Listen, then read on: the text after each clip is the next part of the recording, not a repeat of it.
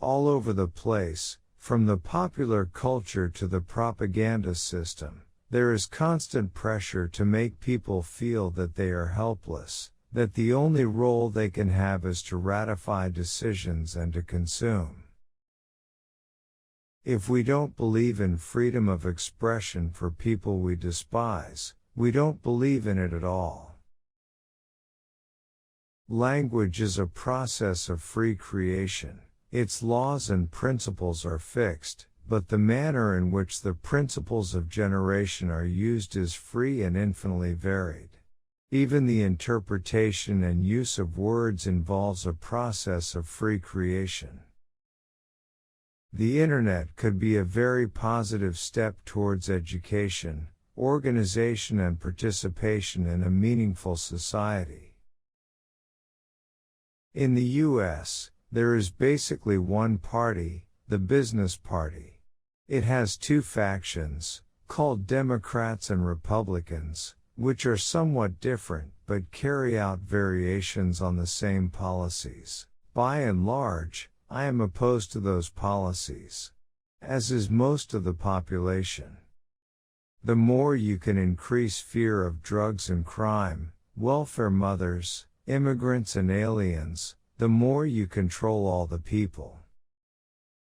States are not moral agents, people are, and can impose moral standards on powerful institutions. If we choose, we can live in a world of comforting illusion. Any dictator would admire the uniformity and obedience of the U.S. media. Colorless green ideas sleep furiously. Changes and progress very rarely are gifts from above. They come out of struggles from below. Unlike Europe, China can't be intimidated. Europe backs down if the United States looks at it the wrong way.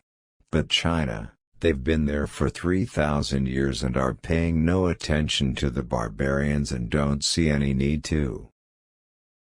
If you're teaching today what you were teaching 5 years ago, either the field is dead or you are. You cannot control your own population by force, but it can be distracted by consumption. Rational discussion is useful only when there is a significant base of shared assumptions. Perhaps the most striking assault on the foundations of traditional liberties is a little-known case brought to the Supreme Court by the Obama administration, Holder v. Humanitarian Law Project. Wanton killing of innocent civilians is terrorism, not a war against terrorism.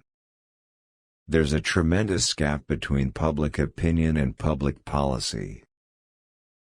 There are two problems for our species' survival: nuclear war and environmental catastrophe, and we're hurtling towards them, knowingly.